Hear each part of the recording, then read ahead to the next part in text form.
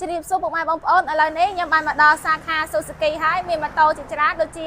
Next, Micross, LED ហើយនិង Smart V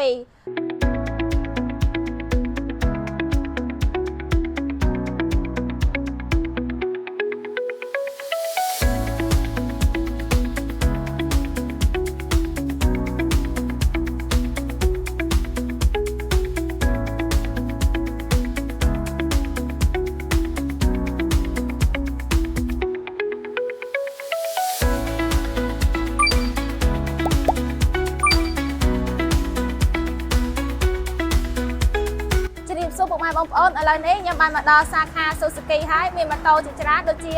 Next, Micross, LED ហើយនិង Smart V សម្រាប់ពុកម៉ែបងប្អូនដែលមកជឿដល់ខាងផ្ទាល់ក្រុមហ៊ុនមានតម្លៃពិសេសជូនមិនដូចជាធានាត្រឹមត្រូវរយៈពេល2ឆ្នាំអាចនឹងស្ទើរថវិកាពុកម៉ែបងប្អូនក៏អាចស្នើបងលួចសុទ្ធ 100% បានផងដែរ